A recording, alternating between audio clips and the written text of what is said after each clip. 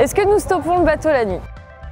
Non, on ne stoppe pas le bateau la nuit. On continue à naviguer même la nuit. C'est pour ça qu'on est plusieurs équipes sur le bateau. On est 3 équipes et les 3 équipes se relaient. Donc pour qu'il y ait toujours quelqu'un qui dorme et quelqu'un qui travaille. Concrètement, la nuit, sur le bateau, on est dans le noir ou à la lumière de la lune et des étoiles.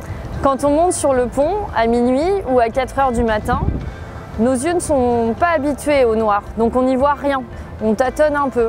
Mais assez vite, en 10 minutes, un quart d'heure, notre œil s'habitue et petit à petit, on y voit, pas presque comme en plein jour, mais on y voit bien. Vous vous demandez peut-être pourquoi on n'allume pas les lumières sur le pont. En fait, une fois que notre œil s'est habitué au noir, si on allume, on éteint, on allume, on éteint, notre œil ne sait plus où donner de la tête et on n'y voit plus rien. Alors que là, on reste dans le noir et notre œil est habitué. On pourrait décider de s'arrêter la nuit et de tous aller se coucher. Mais dans ce cas-là, il faudrait mettre l'ancre. Ça veut dire accrocher le bateau au fond de la mer. Sauf que quand on est loin des côtes, loin de la terre, le fond, il est très très loin et on n'a pas de chaîne assez longue pour poser l'ancre au fond. Donc on n'a pas le choix, on travaille. Que représente la figure de proue? Vous croyez toujours à sa protection. La figure de proue représente un lion tenant les armes du roi de France. C'est la figure de proue standard qui a tenté d'être imposée à la fin du 18e. Ici, elle représente un lion qui montre légèrement les dents pour indiquer qu'il est toujours féroce. Et il tient les armes du roi de France dans ses griffes, donc il protège le royaume.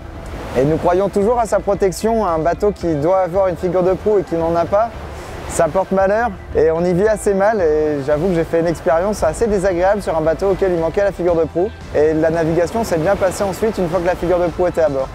Non, je n'aurais pas forcément embarqué si la figure de proue avait manqué sur l'Hermione. Quel est votre endroit préféré sur le bateau? Mon endroit préféré du bateau, c'est ma banette. Parce que c'est un peu mon coffre ambulant où j'ai toutes mes affaires. Et puis ça me permet de me reposer. Et juste à côté, j'ai mon copain qui est avec moi, que je connais depuis que j'ai 6 ans. Et du coup, on peut parler la nuit en chuchotant. Et c'est trop bien. Moi, mon endroit préféré, c'est la soute à Glen. C'est tout à l'avant du bateau. C'est là où on entrepose tous les cordages et toutes les poulies de rechange. On va tantôt avoir beaucoup de cordages qui seront rangés dedans, parce qu'une Glen, c'est un cordage. Et parfois, on en aura moins.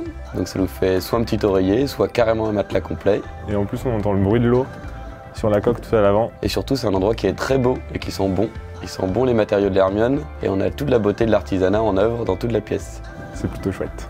Mon endroit préféré à bord, c'est le plus à l'arrière du navire, sur la dunette, car on est un petit peu en hauteur et de ce petit promontoire, on peut contempler l'Hermione et le large en même temps. Mon endroit préféré à bord du bateau, c'est en hauteur, donc le plus haut possible.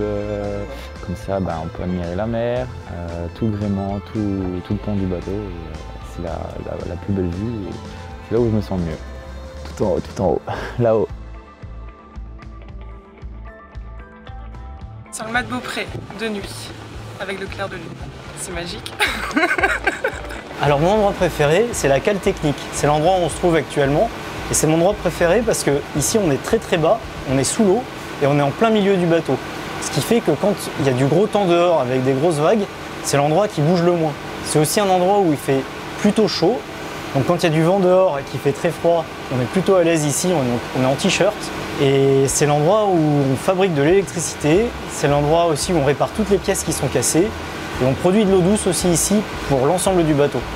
Moi c'est à la barre, on dirige le bateau, on est commandant après le commandant. Avec la route à suivre, l'angle de barre, c'est un endroit stratégique, important et c'est vraiment cool de se sentir maître du navire.